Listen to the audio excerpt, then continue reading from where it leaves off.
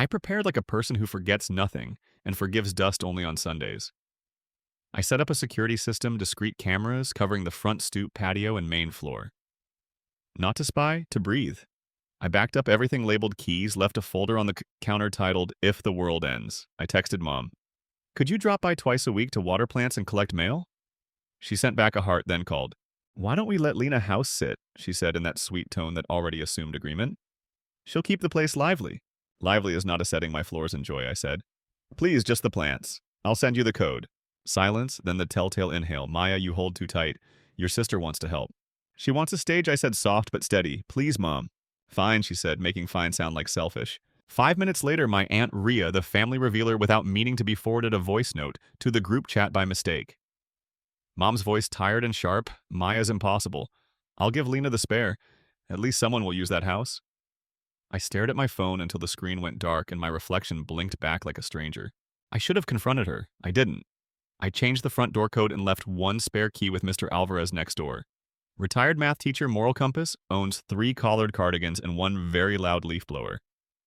I flew out on a Thursday. The lemon tree glowed in the morning sun. I promised it I'd be back. Tokyo punched me awake. Meetings by day, slides by night. I spoke in timelines and savings and benefits that sounded like safety and numbers that looked like trust. I called home every few days. Mom reported bright and breezy, "All is well, sweetheart. The philodendron looks lush." I let relief unclench my jaw. Then came Lena's story about a secured venue. I told myself she meant a rooftop bar. I put my phone face down, it kept buzzing. My coworker Dylan, the validator in my life, zero drama. All data sent me a screenshot. Lena's post? But this time it was her text to a mutual friend. "My sis is in Asia for months. I'm turning her place into the party. You in or in?" My stomach did a slow roll. I opened my security app. The patio camera showed string lights I did not buy. The living room camera showed my couch nudged at an angle that wasn't mine. An unfamiliar cooler sat by the bookshelf lid, popped like a grin. No people, yet. I called Lena. She answered on the third ring, breathless and sweet. "Maya, did you see my big news?" "Congrats," I said. "Where's the party?" "Not sure yet," she lied like a person borrowing sugar, somewhere central. "Then why are there string lights in my patio?" Silence. A tiny music beat leaked from her end. "Finally, you're in Tokyo, May. The place is just sitting there. I'm keeping it safe. By throwing a party." "It's not a party," she said. "It's a gathering, like 50. Okay, maybe 80. But everyone's classy." A laugh bubbled up my throat and turned into something harder. "No." "Oh, come on," she said, charmed by her own audacity. "You're being intense. It's my home. You act like your couch is the crown jewels." "My couch is not the point, I said. Consent is." She sighed. "You've always hated fun." I hung up before the heat in my face said things I couldn't take back. Then I called Mom. "She's celebrating a huge promotion," Mom said, using the voice deployed for bake sales and moral judgments. "Can't you be generous?" "I am generous. I pay for my life. I protect my peace." "You're dramatic," she snapped. "We'll clean up." "I'm not negotiating," I said. "Tell her to cancel." Mom ended the call. Not a click, a door. That night, jet lag and anger braided into something electric. I watched the cameras between slide decks. At 2 a.m. Tokyo time, the patio filled with people I didn't know measuring my space with their eyes. The living room camera caught 2 guys hauling in rented bar tubs. A woman taped a sign that read, "Lena's Elevation Night." My name was nowhere. My house was everywhere. I needed clarity. Evidence. I scrolled Lena's feed. She was careful on the public grid. But on her private story, the one she forgot I could still see, she filmed a slow pan past my Blue Runner staircase, the little chip on the 4th step, the framed map of Lisbon I thrifted on a rainy day. "This vibe unmatched," she wrote. "Blessed with the hookup. Dylan called me at 3 a.m., like only someone who actually cares will." "You want to talk?" he asked. "Or do you want a plan?" "A plan," I said, surprising myself. "Document. Timestamps? Screenshots?" "Don't warn again," he said. "People who respect you don't need reminders." I saved everything. I breathed. I stared at the lemon tree swaying in the patio camera like it was keeping time with my pulse. Then Tess, my anchor. My friend who once held me through a panic attack and ordered tacos after. Sent a message, heard from a bartender friend that Lena booked a DJ in a pop-up bar for your address. "Do you want me to swing by and tell them they've got the wrong venue?" I closed my eyes. I saw every time I had bent backward into a bridge to keep the peace and ended up lying on the floor. "No," I texted. "Not yet." I made tea I wouldn't drink. I rearranged nothing in a hotel room that had nothing to rearrange. I let the rage cool into resolve. If they needed a lesson in boundaries, I would let someone else deliver it. Someone who wore a badge that didn't tremble when my mother said, family. Because if you haven't guessed yet, the party would go ahead. And when it did, I made a single call from 12 time zones away that changed the trajectory of our family forever. The night of the gala arrived like a storm pretending to be a breeze. My phone lit up with little circles of Lena's friends sipping pre-game drinks. Sequins, glitter, a caption that said Maya would die if she saw this bar. I opened the patio feed. Ice clinked in tubs that weren't mine. A bartending kit gleamed under string lights I never bought. The lemon tree shivered. I moved to the living room camera. My couch had been dragged at an angle. The rug was rucked under party heels. Someone had turned my record player into decor. The needle was naked. I wanted to reach through the glass and fix it. Then they came. Not 10, not 20. They poured in like a tide that didn't care who owned the shore. Voices bounced off walls I had painted with 2 coats to get the shade right. A DJ set up on my console table on top of the Lisbon map frame. I stopped breathing for a second. I called Lena, straight to voicemail. I called again, same thing. Dylan texted, "You ready?" I typed one word, yes. I dialed the non-emergency line for my city. "I'm out of the country," I said. "I own the home at this address. There are unauthorized people inside. It looks like a commercial bar. Occupancy is unsafe." I gave the code to the front camera. I offered to email proof of ownership. "Send your docs," the dispatcher said. "Units are on the way." I emailed my deed, my photo ID, and the activation receipt for my alarm system. Then I made tea I didn't drink and watched strangers laugh with their heads tilted back in my light. Mr. Alvarez texted, "I'm on the porch across the street. Want me to talk to officers when they arrive, please," I replied. "Stay safe." On screen, a woman I'd never met wandered upstairs. My chest hurt. I watched her pause at my bedroom door, then vanish inside. The feed didn't cover that angle, but the hallway camera did. 10 minutes later, she came out hugging a blue folder. I knew that folder. Dad's handwriting on the tab. Insurance and wills. My skin went cold. The doorbell lit up. The music drowned it. The bass thunked through the frames until the first hard knock landed like a gavel. Heads turned. Someone shushed. Someone laughed. Lena opened the door with that bright, bouncy smile she uses like armor. The officers stayed polite. They always do at first. I couldn't hear the words, but I could read the shapes. ID, permission, owner. Lena pulled out her phone, eyes flaring. My screen lit up. I answered. "Hey," she said, syrupy and thin. "Tell them it's fine." "Officers," I said, keeping my voice level. "I am the homeowner. I did not authorize this event. I request the property be cleared." The nearest officer leaned toward the phone. "Ma'am, do you want to press charges for trespass?" "Not tonight," I said. "I want the crowd gone and the locks respected. Please document everything. And please note that alcohol is being served for money." "There's a bar menu taped to my kitchen cabinet." Lena's face changed. The mask slipped. "You're petty," she hissed. "You're jealous." Of what I asked. Sticky countertop. She hung up and turned on the officer. Her hands moved fast. The officers didn't. The music cut. The room held its breath. Mr. Alvarez stepped into frame at the edge, cardigan zipped to his chin. He pointed to the door camera. He spoke softly. The officer nodded. 2 more officers entered and began funneling people out, palm open, posture firm. No shouting, just the authority of procedure. A guest stumbled on the front step, went to a knee, and knocked a glass into the bush. The lemon leaves trembled again. My jaw clenched so tight my ears rang. Upstairs movement. The hallway feed caught a tall guy sneaking out of the office with something flat under his jacket. He hesitated at my gallery wall and took a photo of himself. I memorized his face. Back downstairs, Lena tried one last tactic. She tapped a call and put it on speaker. "Mom," she said, loud enough for everyone. "Tell them." Nora's voice filled the room like perfume. "I gave my daughter the key," she said to the officer. "This is family property." "Ma'am," the officer replied, "the title owner has denied permission. We are clearing the house."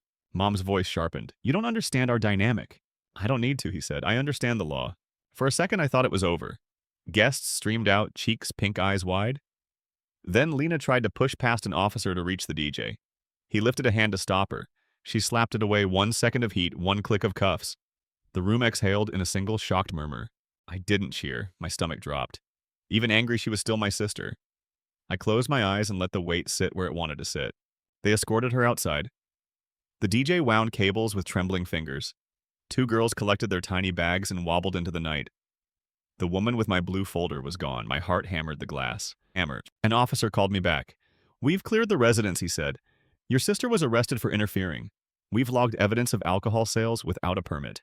Do you want an emergency no trespass order for specific individuals?" "Yes," I said. For Elena Nora Santos Lena's full name and for anyone she invited. I can send a list of handles and names. Send what you have, he said. We'll write the incident and attach your documents. When I hung up, my hands shook so hard I pressed them flat on the desk. The room blurred. I blinked until it snapped back into focus. Tess called. Talk to me. They took her, I said. And someone stole Dad's blue folder. Tess didn't gasp. She steadied. Okay, first breathe. Second, email the officer about the missing documents right now. Third, text Alvarez to lock up. I'll call a 24/7 cleaner for a morning slot so you don't have to walk back into stickiness when you return. I owe you so much. You owe me tacos, she said. The rest is love. I messaged Mr. Alvarez.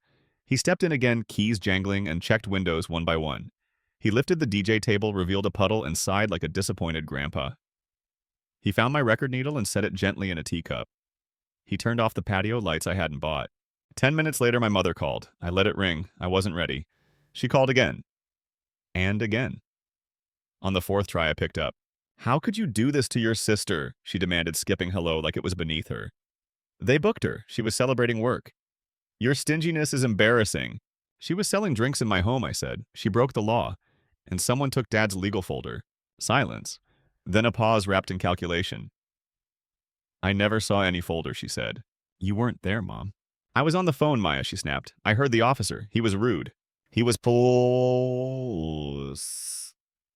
procedural. You've always sided with outsiders, she said, and I could hear it.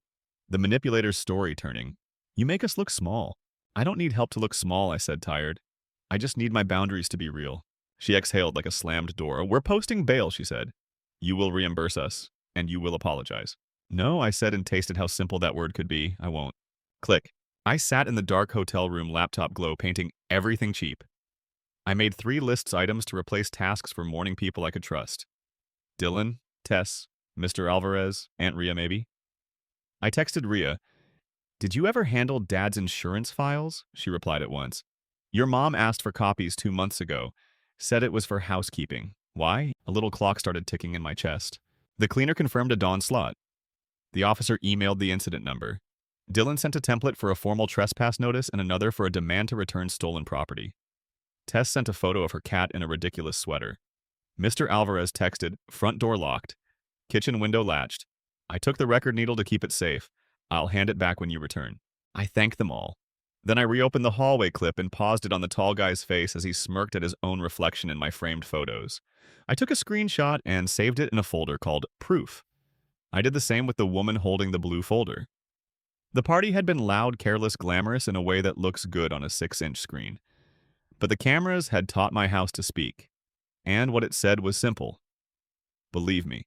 At dawn, sleep finally dragged me under like a gentle thief. It didn't last. The phone buzzed twice, hard and impatient. Unknown number. I answered with my voice still rough. This is Officer Chow, he said. Just a heads up. A woman came to the station insisting she's authorized to collect your sister's personal items. She presented herself as your mother. We denied release without your consent. Do you authorize Nora Santos to pick up anything on Lena's behalf? I stared at the ceiling. The tick in my chest got louder. No, I said. Do not release anything to her. Understood, he said. Also, there's a note. Your sister claims the key she used came from your mother. We'll include that in the report. Thank you, I said, though what I meant was I knew. The call ended. My flight home was still weeks away, but the distance didn't feel as brutal anymore. Evidence traveled faster than people. Boundaries did too. I opened a fresh document and started a letter to my family. Not a speech, not a plea. A line in ink that couldn't be twisted into something else later. I wrote the facts, I wrote my limits, I wrote what would happen next if those limits snapped again. When I finished, I didn't send it. Not yet. There was still one piece missing. The blue folder. If it was gone, I needed to know why. And if it wasn't gone, I needed to know who wanted it out of my reach. I closed the laptop. The room felt very quiet. Somewhere the lemon tree was catching morning light, holding it in those small green hands like a promise. I woke to an ache behind my eyes and a phone full of receipts. The incident number, 2 screenshots of faces sneaking upstairs, a copy of the bar menu taped to my cabinet. It all sat there bright and ugly. Dylan called first. You slept. A little. Good enough. Here's the movie said. File a supplemental report listing the stolen folder. Contact the insurer and the county recorder. Set fraud alerts. Put passphrases on every account. Don't wait. I'm on it. He sent me a checklist. It was neat. It was mercifully cold. I needed cold. I emailed Officer Chow list of stolen items, description of the blue folder, names of likely suspects. I included 2 stills from the hallway camera, one of the tall guy smirking, one of the woman hugging the folder. Then I called the property records office. A clerk with a kind voice picked up. I gave my parcel number. There were 2 queries on your title last week, she said. No recordings. Who queried? A law office, she said, and read the name. I didn't recognize it. Can you put a watch on my title, I asked. We have a free alert, she said. I'll enroll you now. I thanked her and moved down the list. I called Dad's insurer. I placed a fraud alert and set a PIN. I called my bank. I added a passphrase that only my grandmother would know. I changed the code to the front door again and messaged Mr. Alvarez the new one. Aunt Ria pinged me while I was still on hold with the bank. You okay? Define okay, I typed. Did Mom ask you for notary info recently? She called instead of texting. 2 months ago, she said. She wanted a notary who wouldn't ask too many questions. I told her that's not how notarizing works. She got snippy, said I was gatekeeping the family. What did she want notarized? Something about updates to insurance and a draft will. She mentioned your dad, but he didn't come with her. I told her to bring him or forget it. Did she forget it? I don't think so, Ria said. She went to that shipping place on Olive, the one with the sad cactus in the window. Parcel Point. That's the one. The clerk there, Carlo, notarizes everything that stands still, cash preferred. I wrote it down. My hands were steady now, steadier than my voice. May, she added, voice softening. Your mom is determined. She thinks she's shielding Lena from the big bad world. She's really just building a bigger shadow. I know, I said. Thank you. A minute later, Mr. Alvarez texted. My grandson found a plastic tab in your hedge. Blue. Says insurance and wills. Want me to keep it safe?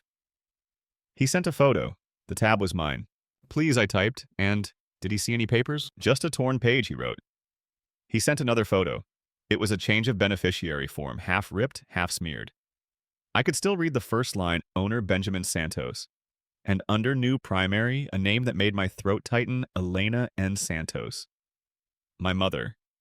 The owner line made sense, Dad. But the handwriting wasn't his. It was Lena's looping script filling out the witness address. Sloppy. Familiar. My finger hovered over Dad's contact. I called. He answered like he always does with my name, Maya. Hi, Dad. Are you safe? I am. Are you? A silence stretched. Then he sighed. Your mother is loud today. Dad, did you ask her to change any policies? No, he said. I told her we'd talk after tax season. I asked her to leave it alone. Did you put a folder in my care on purpose? I did, he said, no wobble in his voice. You remember last winter when you and I cleaned out the garage? I did. We'd found a box of ancient receipts and a stack of postcards from people he used to fix cars for, all signed with thanks and grease. I slipped the folder into your backpack that day, he said. I was going to tell you, but then your trip came up. Why me, I asked. It came out small. Because you don't blink when things are heavy, he said. Because your mother loves hard but not always straight. Because Lena burns hot and I am tired, Maya. I swallowed. What was in it exactly? My will, he said. A letter to you. A durable power of attorney that starts only if a doctor says I can't decide things. Copies of 2 policies. Your mother hates that power of attorney. She says it insults her. It doesn't. It protects us. Did you change beneficiaries? I added you as contingent on 1 policy, he said quietly. We spent a lot pulling Lena out of a mess 2 years ago. I didn't want more loans. Your mother thinks money is love. I think money is a seatbelt. Tears pressed behind my eyes, not loud ones, the heavy kind. Dad, I said, the folder may be gone. Then we make new copies, he said. Calm. Notaries like stamps. I can get stamps. I smiled at that. I'll help, I said. I know, he said. And Maya, don't fight with your mother on the phone. She performs on phones. See her eyes when you speak. We hung up. My anger had a new shape now, less wildfire, more welding torch. Tess called next. I did a thing she said. I posted a still of tall guy to a neighborhood group I lurk in. The bar crowd ID'd him in 5 minutes. Name's Marco. He bartends at Lucent on Thursdays, does side gigs, thinks he's subtle. Is he? Not even a little, she said.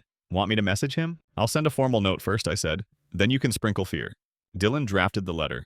It was 1 page sharp as a paper cut. Return the stolen property within 24 hours. Otherwise, we'll file for a civil claim and send the images to his employer. I signed it and sent it to Marco's public email and to Lucent's manager. An hour later, Lucent replied, We know Marco. He was off the clock. We do not condone theft. Please don't post about us. There was a line at the end, we will handle Marco internally. Good, I thought, handle him like a hot pan. At dusk, my morning Mr. Alvarez texted again. Paper bag on my porch? No note. He sent a photo. Inside the bag was the blue folder, damp at the edges, grit from the alley stuck to the plastic. He held it up to his camera and broadcast the opening to me like a cooking show. The will was there. The POA, the policies, the letter in Dad's blocky hand. Some pages had smudged corners, but they were readable. I asked him to lock the folder in his wall safe. He chuckled. You knew I'd have one. I assumed I said thank you. When he left frame, I asked him to put the letter aside. I wanted to read it with my own hands. He nodded like he understood something I hadn't said. With the folder safe, I finally opened Mom's latest message. It was a paragraph of heat. You humiliated this family. You called the police on blood. You made your sister spend a night in a cell. You owe us $5,000 for bail. We will be at your house when you return. We will discuss what you owe. I didn't reply. I sent the incident number, the trespass order, and one line, do not come to my house uninvited again. Then I muted her thread. A calendar alert slid onto my screen. Sole client dinner. I looked at my face in the mirror above the minibar and laughed once softly. I looked like a person who could sell hope to a hospital and still carry a family war in her back pocket. The funny thing is, I wrote in my notes, we all think we know the truth because we've heard the story the loudest voice told.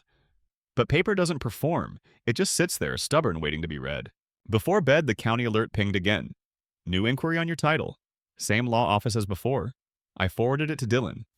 He replied, we're fine. Lawyers sniff, we build fences. I slept deeper, no dreams, just weight leaving my chest in small, careful handfuls. In the morning, the sky over Seoul was a shade of blue that looked edited. I pressed my palm to the glass and felt nothing but cold. Somewhere far away, my lemon tree held onto a bead of water at the tip of a leaf. Surface tension I remembered from school. The thing that keeps a drop from breaking. The thing that lets it grow round and shimmering until it chooses its fall. I booked an earlier flight home. Not a dramatic exit, a measured one. I emailed Victor and framed it as a needed reset before the Singapore push. He agreed. You've earned it, he wrote. Close what you need to close. I made one more call before I packed.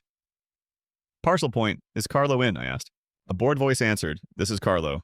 Did a woman named Nora Santos notarize anything for a Benjamin Santos 2 months ago, I asked. He hesitated. I can't discuss customers. Of course, I said. I'm the daughter, and I'm holding a police report number. Paper rustled. She brought a change form, he said finally. The man wasn't present. I refused. She left angry. Thank you, I said, and Carlo. Next time refuse faster. He laughed, then coughed, then hung up. The lines were clear now. Mom had tried to push changes without Dad. Lena had played courier and hostess and martyr. I had been the lock they needed to pick. When the door held, they tried the window. I zipped my suitcase. I checked my slides. I kissed the little dumb hotel kettle for getting me through the worst night. Then I stood very still and let myself feel something that wasn't anger. Relief. Not because everything was okay, because the story had edges I could touch. I flew home on a red-eye that felt longer than the Pacific. No movie held me. I watched the flight map crawl and rehearsed sentences I wanted to say and the shorter ones I actually would. Dawn met me with thin light and a chill that found the bones. Mr. Alvarez was waiting on his porch in his cardigan, a thermos steaming between his hands. He waved like we were starting a normal day. Inside, the cleaners had done their quiet miracle. The floors were not sticky. The rug lay flat. The record needle waited in a teacup like a tiny silver bird. The lemon tree held 3 brave fruits like yellow lanterns. Calm on the surface, a hum underneath. Safe's open, Mr. Alvarez said. Folders inside. I didn't peek. Thank you, I said, for everything. He shrugged. I'm old. I like rules. Your house deserved them too. I set my suitcase by the stairs and carried the blue folder to the kitchen. I put it on the island. The plastic was cool. The grit at the edges scratched my palms. I washed my hands, dried them carefully, and opened it. Dad's letter sat on top, folded once edges soft with handling. His blocky print filled one page. No drama. Just sentences that looked me in the eye. He wrote that he trusted me to make quiet decisions when loud ones would be easy. He wrote that money is a seatbelt, not a love language. He wrote that he loved Mom's fire and Lena's light, but needed my ballast. He wrote that the POA was springing, not current, and only existed to keep us safe in a storm. He asked me to keep copies, to listen more than I spoke, and to never confuse kindness with permission. I read it twice, then I slid it back in the folder and breathed. I didn't cry. I think the tears had burned off somewhere over the ocean. I texted Tess home. She replied with a heart, and do you want me there? Yes, I wrote, half an hour. I texted Aunt Rhea too. And Dad? And I left Mom off on purpose. She would come anyway. She always does. I turned on the living room and kitchen cameras and set them to record to the cloud, not because I wanted a show, because I wanted a record that wouldn't bend later. Tess arrived first, hair in a bun, eyes soft, tote bag full of snacks I wouldn't eat. She hugged me and whispered, "Anchor's here." I smiled into her shoulder. Rhea came next with bakery croissants and a look that said she had my back and my history. She set the box down, peered at the blue folder, and nodded like it was a person we both knew. Dad came last before the storm. He looked smaller than I remembered, and more certain. He took my hand squeezed and sat at the island like it was a table in a garage 30 years ago. Then the door flew open. Mom didn't knock. She never knocks. Her heels hit the floor like gavel taps. Lena followed, hair blown out, sunglasses inside a bruise of shame under the eyeliner that she tried to hide with brightness. Finally, Mom said, dropping her purse on my counter, "We're going to settle this embarrassment." "No," I said. "We're going to state the facts." She blinked. The kitchen was bright. The island was clean. The folder was blue. I felt steady. "First fact," I said. "This is my home. Here is the deed."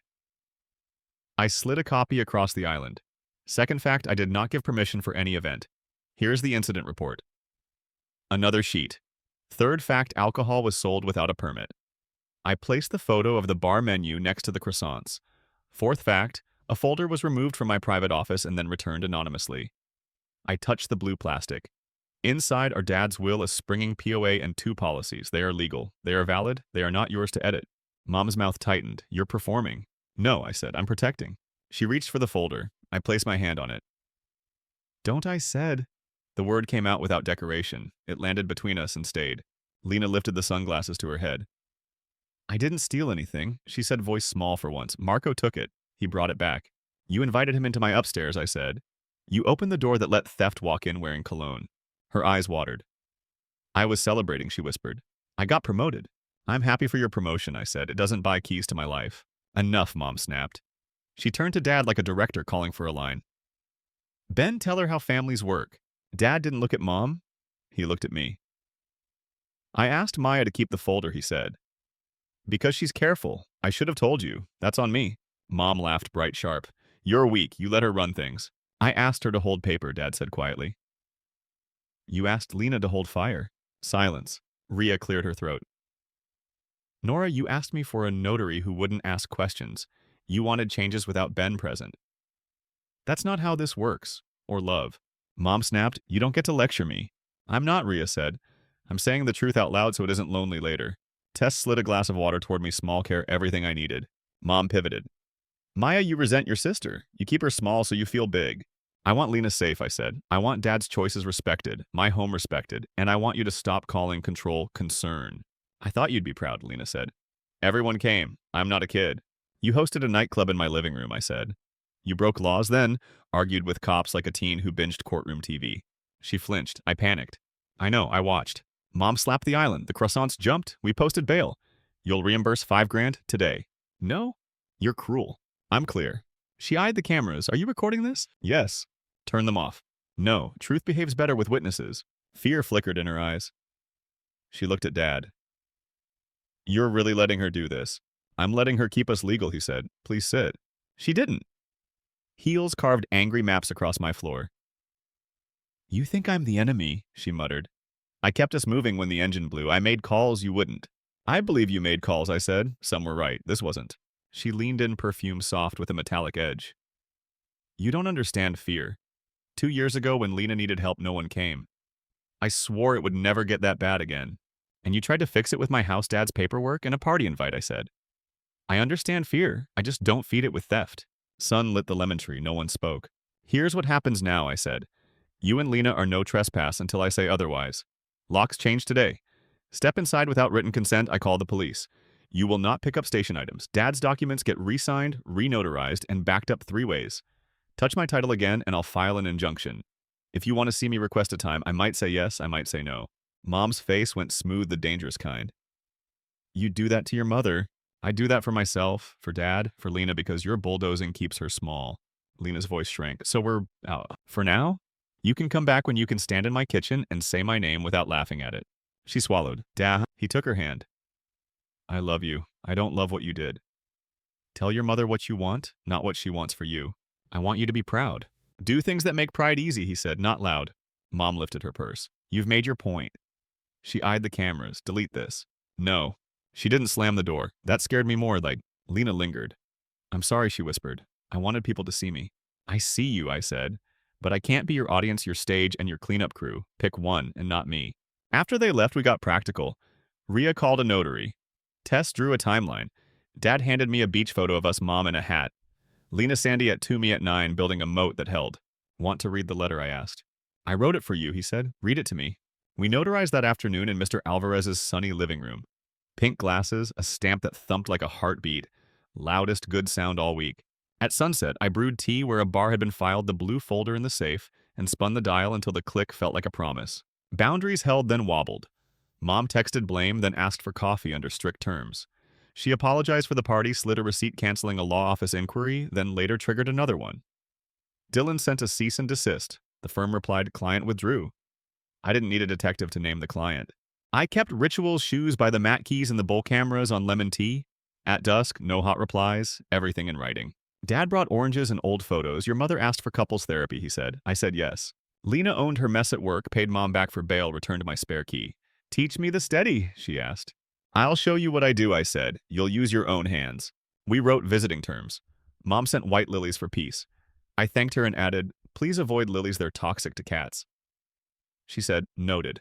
Then the phone rang. Dad, possible stroke. I grabbed the folder and ran. In the ER, Mom reached for the clipboard. I'll sign. The nurse looked at me. Do you have medical POA? Yes, it springs if he lacks capacity. I'm his wife, Mom said. And we're glad you're here, the nurse said. The neurologist will assess. We'll include you both. Dad squeezed my hand. Let Maya do forms, he told Mom. You hold my hand. Clotbuster consent a careful yes. His eyebrows met again. A small miracle. Rehab. A better facility over a closer one, his letter said. Choose outcomes. He named his walker Thunder. He told Mom to sit on her hands during therapy so she wouldn't lift his limbs for him. That didn't count. A week later, capacity intact, the POA went back to sleep. The safe clicked shut. We ate simple soup under new pictures covering patched holes. If you know where to look, the holes remain. The pictures are beautiful anyway. Happily ever after, no. We live forward. Mom still tests the fence, smaller pushes, shorter texts. Lena backslides once and sends our code word lemon. I text her list back, drink water, leave the room, turn the music off, breathe like soup. The cameras are boring. Mr. Alvarez gives weather like breaking news. The blue folder waits not a shrine or a sword, just paper that keeps its promise. People ask if calling the police on my sister was revenge. It wasn't. It was a boundary with a badge after words failed. If there's any revenge, it's keeping my home mine and teaching my nervous system the sky stays blue when I say no. Where's your front door? Not wooden lock, but the line that keeps you whole. If someone you love kicked it to make room for their party, would you call the cops or yourself first? Outside, the sky minds its business. Inside, I choose what stops at my threshold and what passes through. The house hums. The lemon tree learns rails. I set down my keys like starting a game I finally know how to play. Ace.